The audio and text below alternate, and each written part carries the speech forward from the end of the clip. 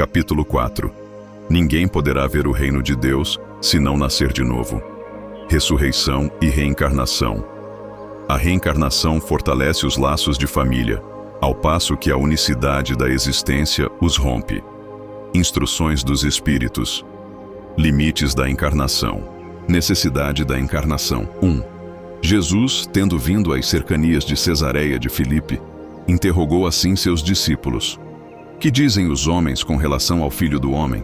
Quem dizem que eu sou? Eles lhe responderam: Dizem uns que é João Batista, outros que Elias, outros que Jeremias ou algum dos profetas. Perguntou-lhes Jesus: E vós, quem dizeis que eu sou? Simão Pedro, tomando a palavra, respondeu: Tu és o Cristo, o Filho do Deus vivo.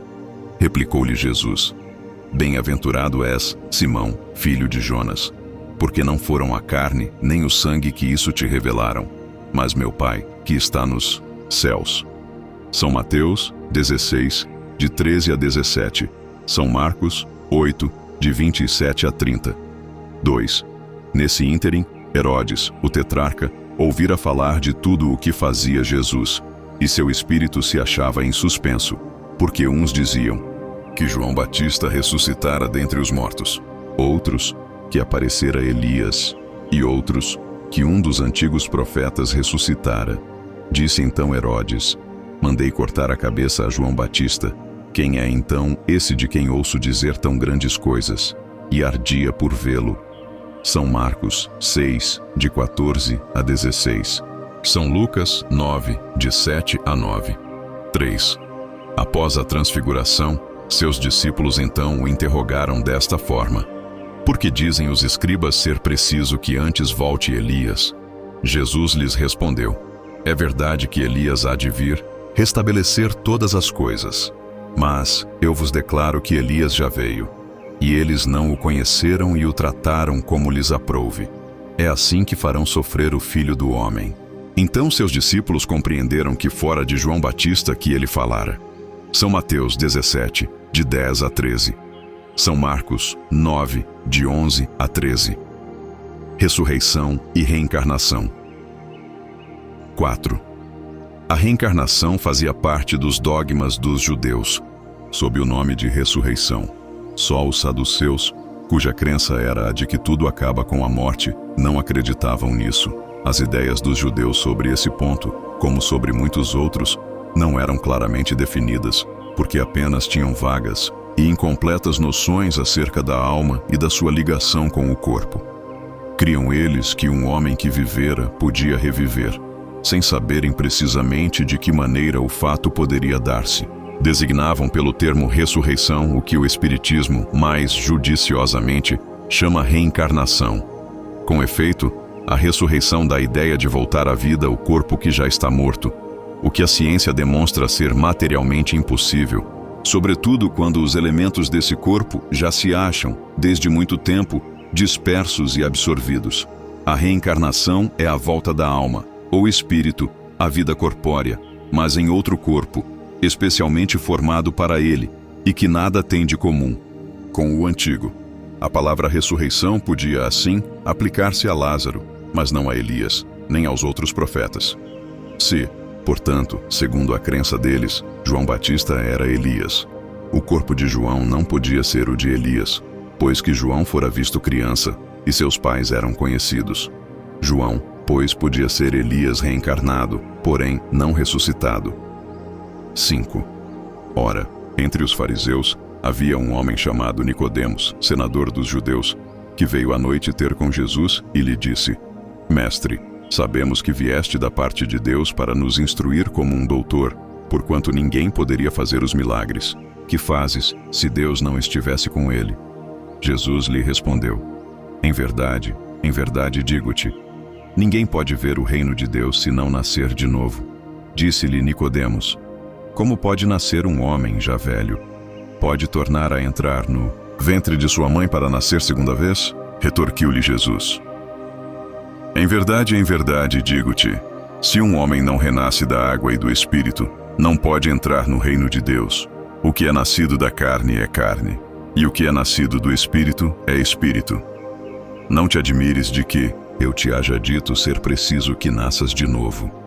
O Espírito sopra onde quer, e ouves a sua voz, mas não sabes de onde vem ele, nem para onde vai. O mesmo se dá com todo homem que é nascido do Espírito.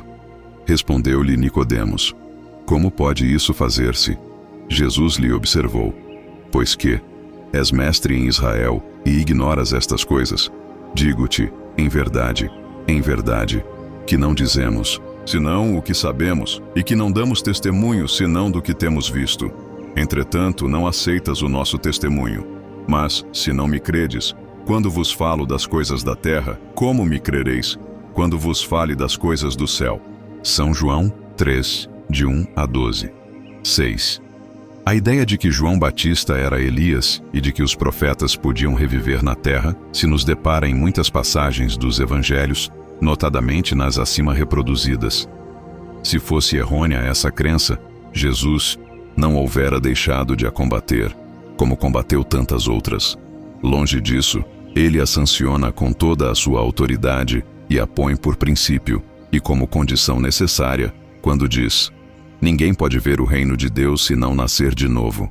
E insiste, acrescentando: Não te admires de que eu te haja dito ser preciso nasças de novo. 7. Estas palavras, se um homem não renasce da água e do Espírito, foram interpretadas no sentido da regeneração pela água do batismo. O texto primitivo, porém, rezava simplesmente: Não renasce da água e do Espírito.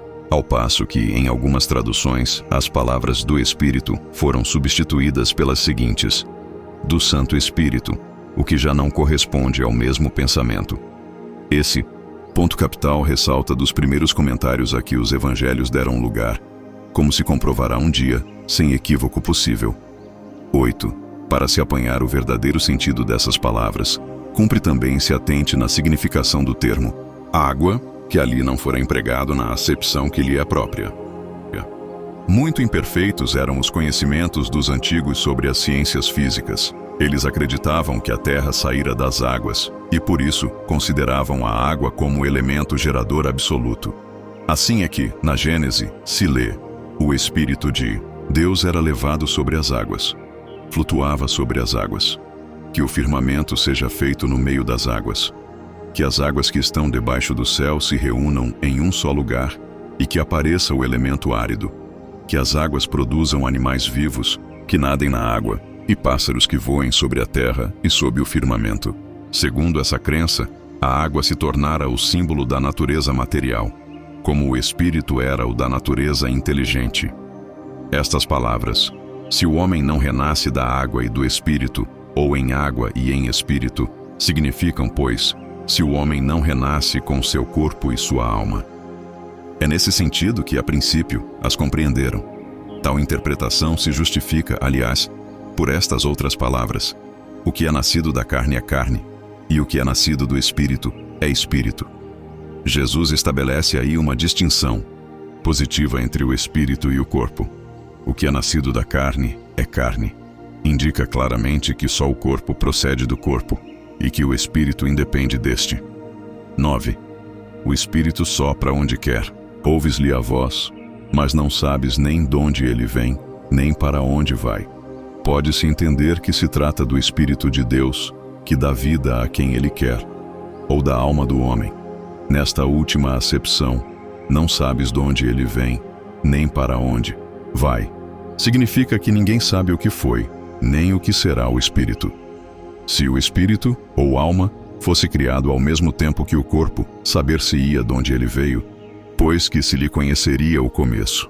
Como quer que seja, essa passagem consagra o princípio da preexistência da alma, e por conseguinte, o da pluralidade das existências. 10. Ora, desde o tempo de João Batista até o presente, o reino dos céus é tomado pela violência, e são os violentos que o arrebatam, pois que assim o profetizaram todos os profetas até João, e também a lei. Se quiserdes compreender o que vos digo, ele mesmo é o Elias que há de vir. Ouça-o aquele que tiver ouvidos de ouvir. São Mateus 11, de 12 a 15. 11. Se o princípio da reencarnação, conforme se acha expresso em São João, podia, a rigor, ser interpretado em sentido puramente místico, o mesmo já não acontece com esta passagem de São Mateus, que não permite equívoco. Ele mesmo é o Elias que há de vir. Não há aí figura nem alegoria. É uma afirmação positiva. Desde o tempo de João Batista até o presente, o reino dos céus é tomado pela violência. Que significam essas palavras, uma vez que João Batista ainda vivia naquele momento? Jesus as explica dizendo: se quiserdes compreender o que digo, ele mesmo é o Elias que há de vir. Ora, sendo João o próprio Elias, Jesus alude à época em que João vivia com o nome de Elias. Até o presente, o reino dos céus é tomado pela violência.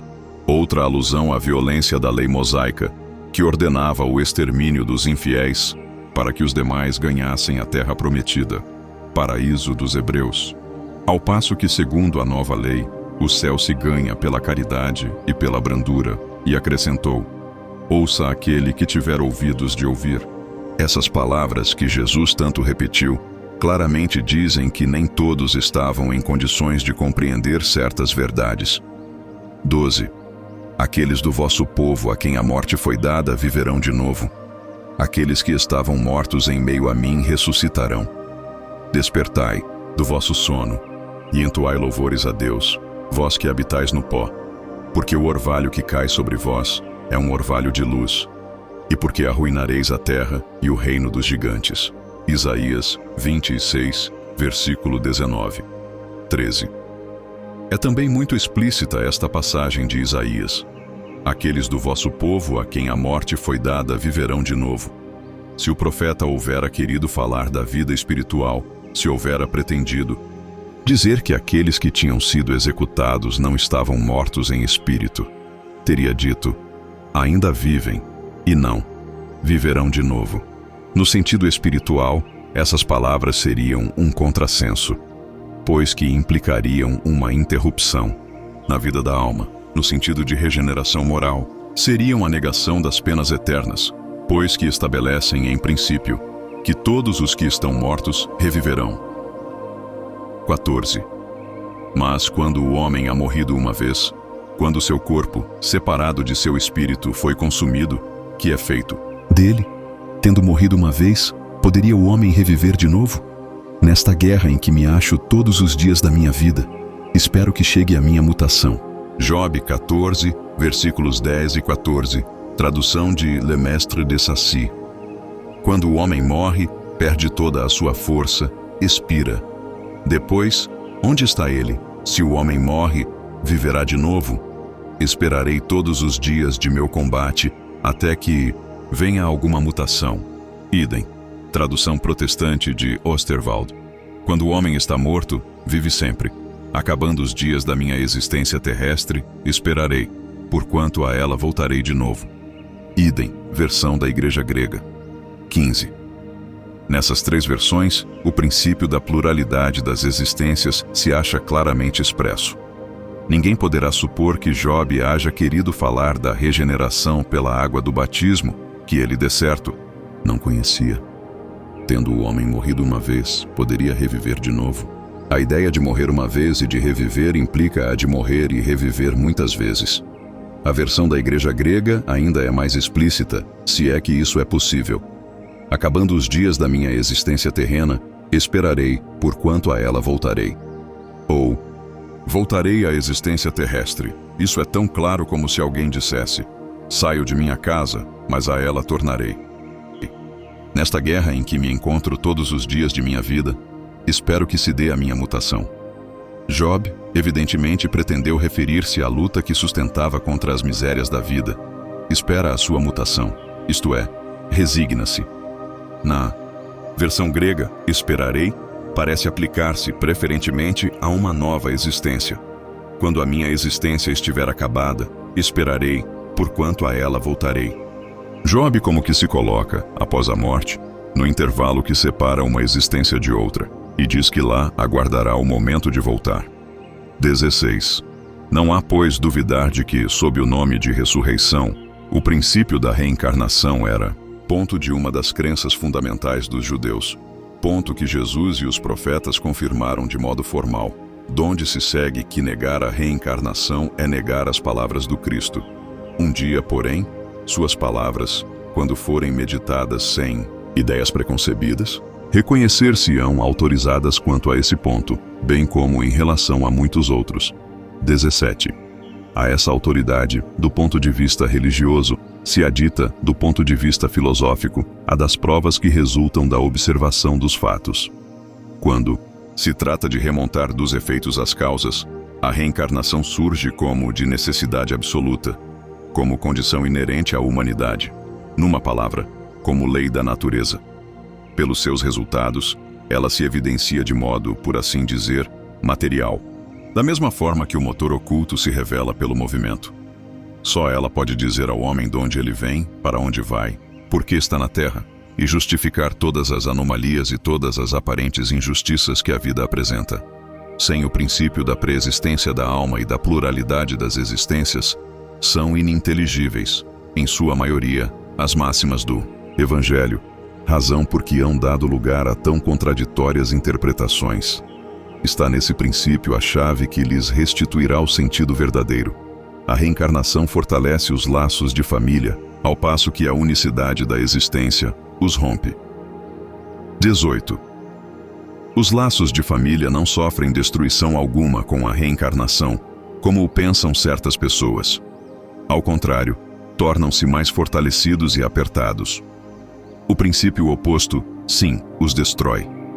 No espaço, os espíritos formam grupos ou famílias entrelaçados pela afeição, pela simpatia e pela semelhança das inclinações.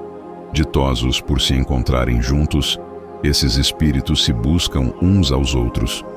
A encarnação apenas momentaneamente os separa, porquanto, ao regressarem à erraticidade, novamente se reúnem, como amigos que voltam de uma viagem.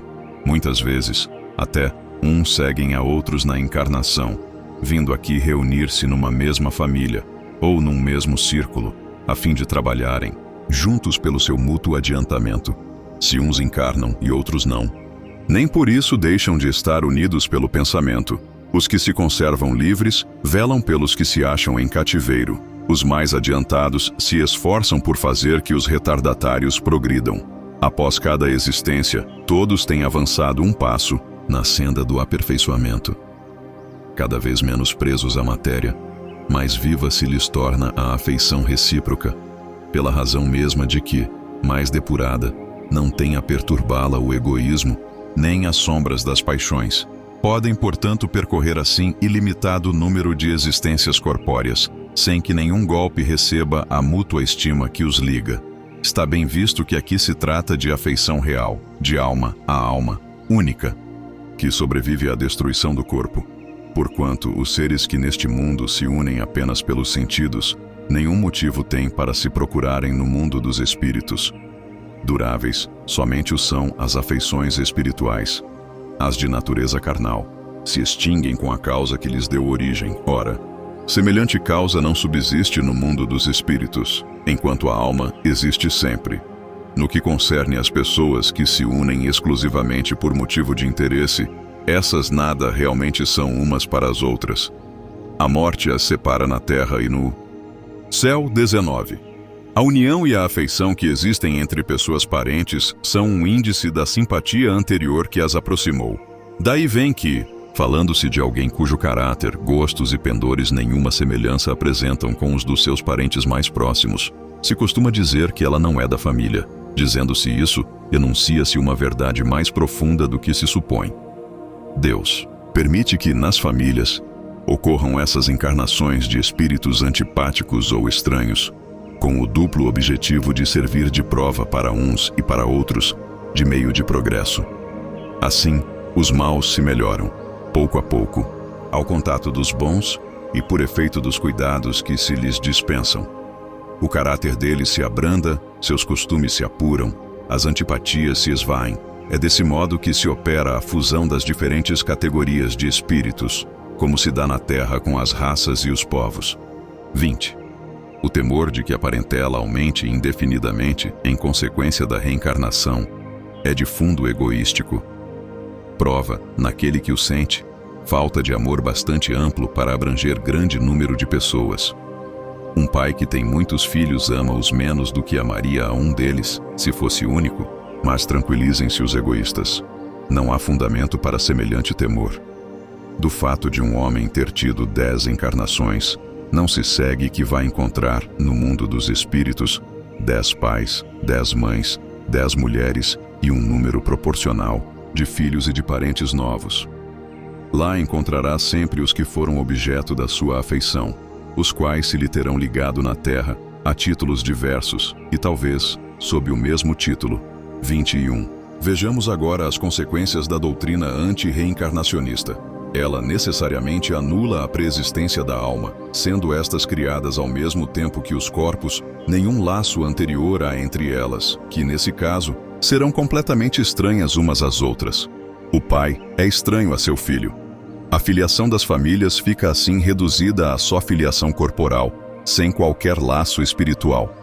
Não há então motivo algum para quem quer que seja glorificar-se, de haver tido por antepassados tais ou tais personagens ilustres. Com a reencarnação, ascendentes e descendentes podem já se terem conhecido, vivido juntos, amado, e podem reunir-se mais tarde, a fim de apertarem entre si os laços de simpatia. 22. Isso quanto ao passado.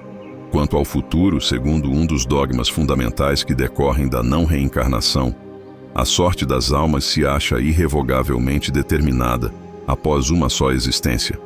A fixação definitiva da sorte implica a cessação de todo progresso, pois desde que haja qualquer progresso, já não há sorte definitiva. Conforme tenham vivido bem ou mal, elas vão imediatamente para a mansão dos bem-aventurados ou para o inferno eterno. Ficam assim, imediatamente e para sempre, separadas e sem esperança de tornarem a juntar-se, de forma que pais, mães e filhos, maridos e mulheres, irmãos, irmãs e amigos jamais podem estar certos de se verem novamente. É a ruptura absoluta dos laços de família. Com a reencarnação e o progresso a que dá lugar, todos os que se amaram tornam a encontrar-se na terra e no espaço, e juntos gravitam para Deus. Se alguns fraquejam no caminho, esses retardam o seu adiantamento e a sua felicidade, mas não há para eles perda de toda a esperança. Ajudados, encorajados e amparados pelos que os amam, um dia sairão do lodaçal em que se enterraram. Com a reencarnação, finalmente, a perpétua solidariedade entre os encarnados e os desencarnados. E daí, estreitamento dos laços de afeição. 23. Em resumo, 4 alternativas se apresentam ao homem para o seu futuro de além-túmulo. Primeira, o nada, de acordo com a doutrina materialista. Segunda, a absorção no todo universal, de acordo com a doutrina panteísta. Terceira, a individualidade com fixação definitiva da sorte, segundo a doutrina da Igreja. Quarta, a individualidade com progressão indefinida, conforme a doutrina espírita. Segundo as duas primeiras, os laços de família se rompem por ocasião da morte, e nenhuma esperança resta às almas de se encontrarem futuramente. Com a terceira, há para elas a possibilidade de se tornarem a ver, desde que sigam para a mesma região, que tanto pode ser o inferno como o paraíso.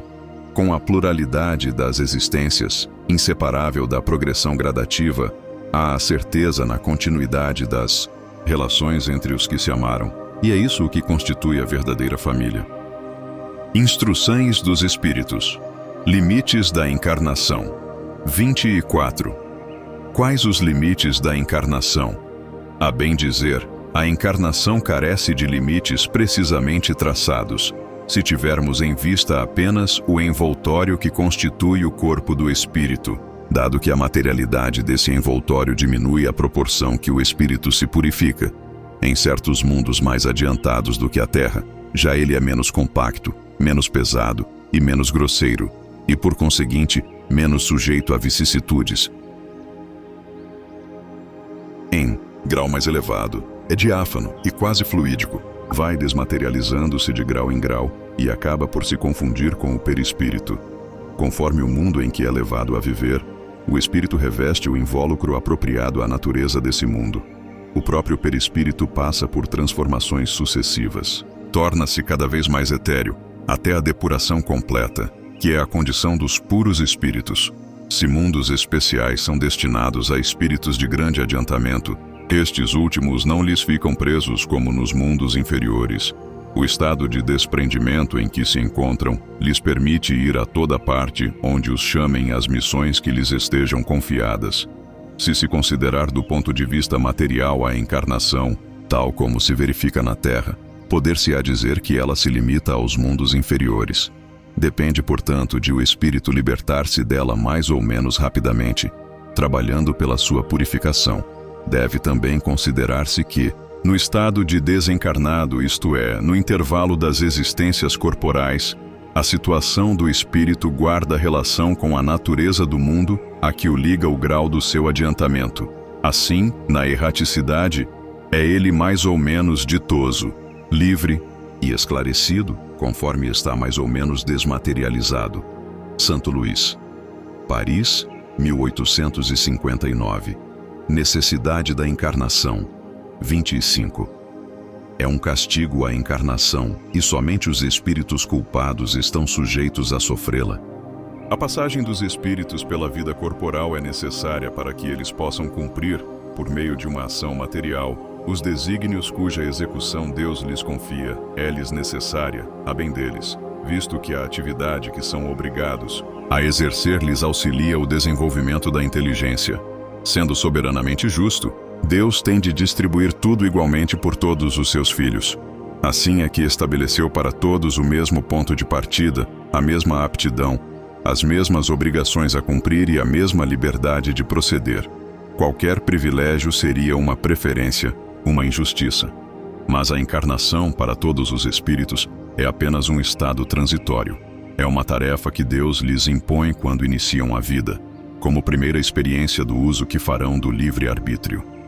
Os que desempenham com zelo essa tarefa transpõem rapidamente e menos penosamente os primeiros graus da iniciação e mais cedo gozam do fruto de seus labores. Os que, ao contrário, usam mal da liberdade que Deus lhes concede, retardam a sua marcha, e tal seja a obstinação que demonstrem, podem prolongar indefinidamente a necessidade da reencarnação, e é quando se torna um castigo. Santo Luís. Paris, 1859. 26. Nota. Uma comparação vulgar fará se compreenda melhor essa diferença. O escolar não chega aos estudos superiores da ciência, senão depois de haver percorrido a série das classes que até lá o conduzirão. Essas classes, qualquer que seja o trabalho que exijam, são um meio de o estudante alcançar o fim, e não um castigo que se lhe inflige. Se ele é esforçado, abrevia o caminho, no qual então menos espinhos encontra. Outro tanto não sucede àquele a quem a negligência e a preguiça obrigam a passar duplamente por certas classes. Não é o trabalho da classe que constitui a punição. Esta se acha na obrigação de recomeçar o mesmo trabalho. Assim acontece com o homem na terra. Para o espírito do selvagem, que está apenas no início da vida espiritual, a encarnação é um meio de ele desenvolver a sua inteligência. Contudo, para o homem esclarecido, em quem o senso moral se acha largamente desenvolvido e que é obrigado a percorrer de novo as etapas de uma vida corpórea cheia de angústias, quando já poderia ter chegado ao fim, é um castigo, pela necessidade, em que se vê de prolongar sua permanência em mundos inferiores e desgraçados. Aquele que, ao contrário, trabalha ativamente pelo seu progresso moral, além de abreviar o tempo da encarnação material, pode também transpor de uma só vez os degraus intermédios que o separam dos mundos superiores. Não poderiam os espíritos encarnar uma única vez em determinado globo e preencher em esferas diferentes suas diferentes existências? Semelhante modo de ver só seria admissível se, na Terra, todos os homens estivessem exatamente no mesmo nível intelectual e moral. As diferenças que há entre eles, desde o selvagem ao homem civilizado, mostram quais os degraus que têm de subir. A encarnação, aliás, precisa ter um fim útil. Ora, qual seria o das encarnações efêmeras das crianças que morrem em tenra idade? Teriam sofrido sem proveito para si, nem para outrem. Deus, cujas leis todas são soberanamente sábias, nada faz de inútil. Pela reencarnação no mesmo globo, quis ele que os mesmos espíritos, pondo-se novamente em contato, tivessem ensejo de reparar seus danos recíprocos. Por meio das suas relações anteriores, quis, além disso, estabelecer sobre base espiritual os laços de família e apoiar numa lei natural os princípios da solidariedade, da fraternidade e da igualdade.